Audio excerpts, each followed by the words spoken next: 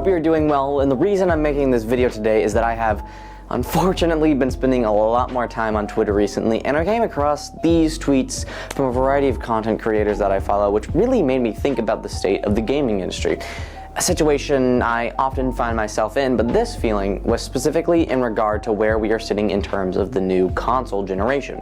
Because of these intrusive thoughts, today I'm going to ask the question, is the new generation of consoles dry, bland, lackluster, missing releases, whatever you want to call it? Because it sure does seem that several people are beginning to think that way.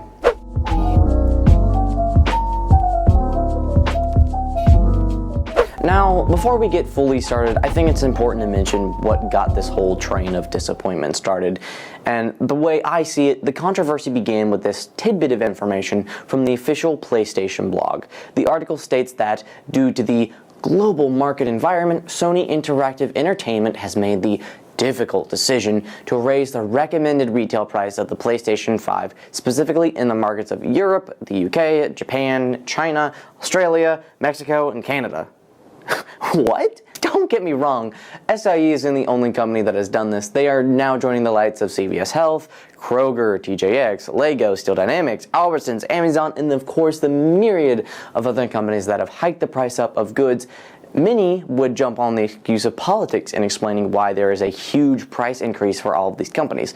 Others would argue that there are legitimate problems within the manufacturing, shipping, and other processes involved in getting us the we want due to a very long list of global issues. There may be some merit to the political explanations, and the whole process of logistics is definitely still on a recovery path. However, I think there's another reason why SIE has raised the price of the PS5, a reason that I think we should get into, and although I'm not an economist by any means, I play one on TV, so let's go ahead and look at what I found. First up, I'd like you to bring your attention to a Guardian article titled "Revealed: Top U.S. Corporations Raising Prices on Americans Even as Profits Surge." Not a good sign by any means. The article speaks on the aforementioned problem of rising inflation cutting into the pockets of people who are currently hurting when it comes to affording gas, groceries, housing, and other goods. With this notion, many would think that companies and their shareholders are facing similar problems. After all, due to inflation, one would think that price hikes are occurring due to the companies wanting to meet their bottom line.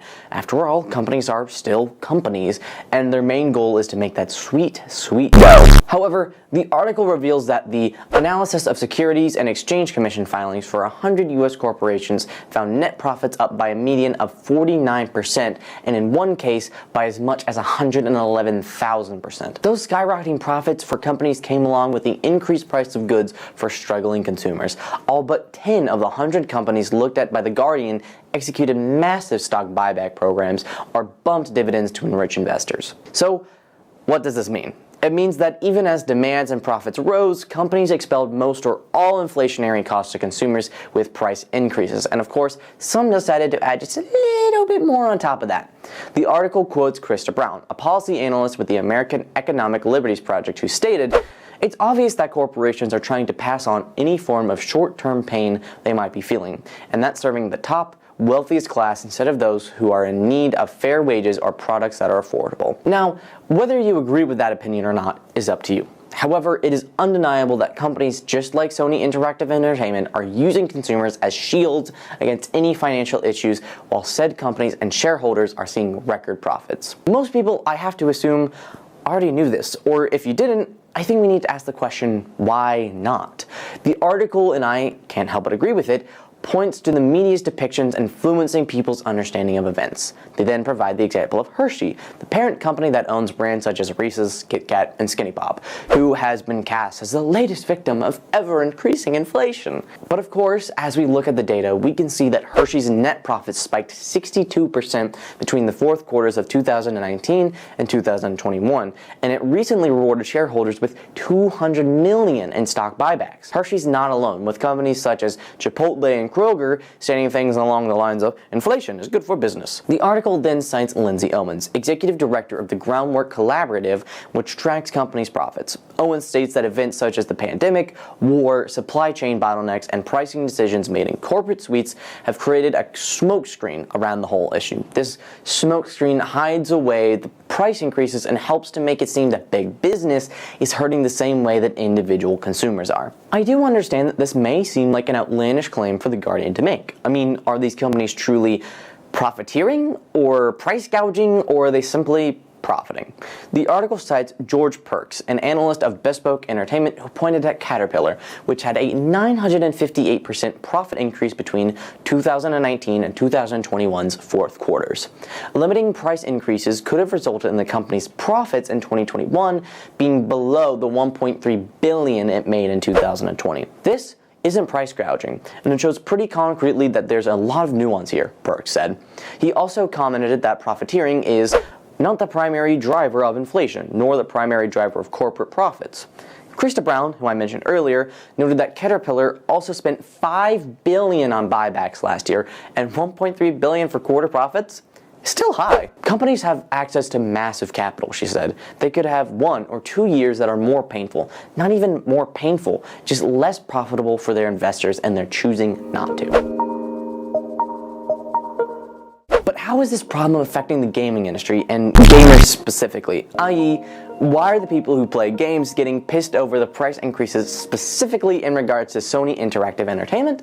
Because of course we all hate price increases, but when it comes to Sony and Microsoft, there's a very specific problem. That specific problem is that we are swiftly approaching the second year of the new generation. The Series X was released on November 10th of 2020, with the PS5 not far behind on November 12th.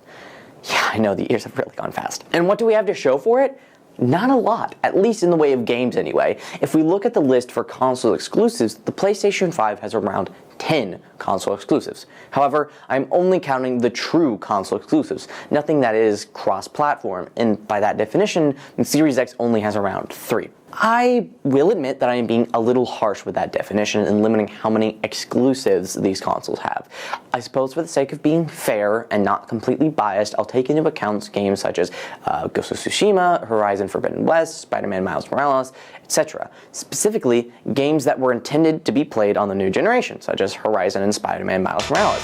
I feel that games such as Ghost of Tsushima or Death Stranding shouldn't count because I feel like the intent of those games was to shut out the last generation. Don't get me wrong, it's nice to be able to play them on the new generation, but those games shouldn't count in regards to the reason you should be buying a new generation of hardware. But I feel like I shouldn't have to do that. There's no reason I should be including Astro's Playroom of all things to bolster Sony's numbers when the very reason you buy a specific console is for the exclusives. And don't try and argue that it's just for the games in general. You know you pick what console you want based on the games you want to play from a company.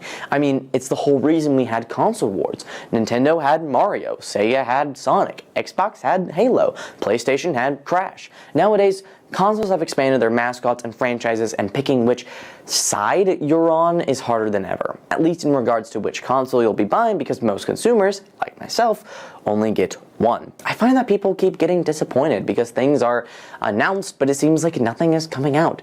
I remember I bought my PS5 because I was so excited to get my hands on the new Spider-Man, Horizon, and God of War, because those are some of, if not my favorite game franchises of all time.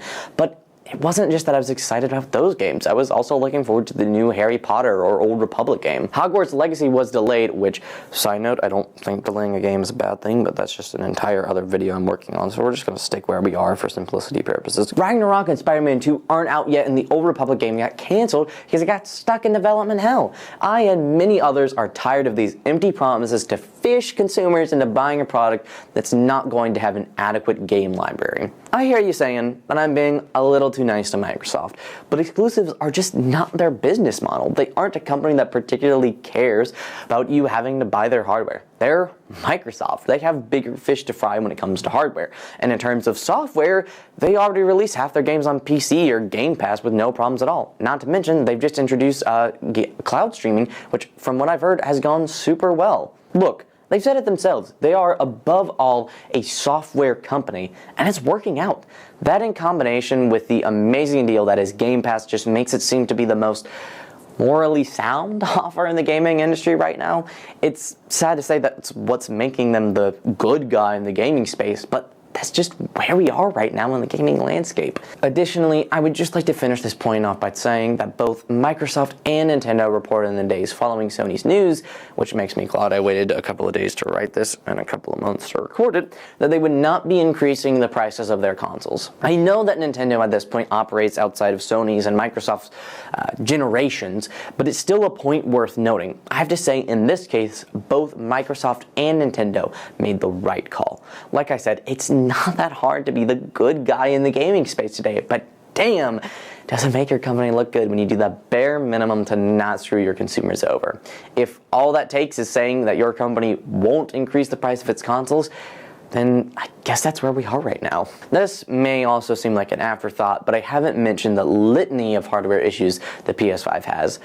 They only very so often roll out new features such as the recent 1440p update, which should have been available from the start, and before that, it took them a whole year to add expandable NVMe support. It's bad enough to have live service games be the new standard. The last thing we need is live generation consoles. It seems to me that the PS5 had finished software, but not hardware. Well, the Xbox had finished hardware, but definitely not finished software. Looking at you, Halo. No matter what way you look at it, I don't think it was worth it to start a new generation just yet. And one last little disclaimer for the end of this video. This was not by any means a political statement or video. In fact, this video barely touches on actual important topics that are being debated about the current economic crisis around the globe. That's a little above my pay grade. This was meant to be a little video discussing why you may have seen some people discussing a lackluster console generation in the gaming space.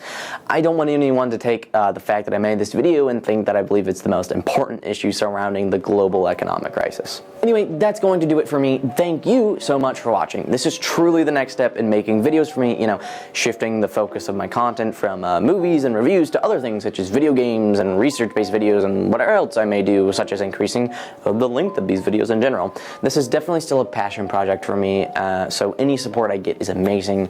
I love you guys. Feel free to share this video with a friend, one who maybe is thinking about buying a PS5 in a country that's basically not the US, or someone who just likes to stay up to date on gaming news, and maybe let this help explain the situation to them. And I would really appreciate more people seeing my stuff in general, so if you feel like supporting and sharing the video in that regard, it's a great way to support me. Also, feel free to comment down below about how you feel about the situation. After all, this is only my opinion and take on the situation, so I'd love to hear how you feel about it.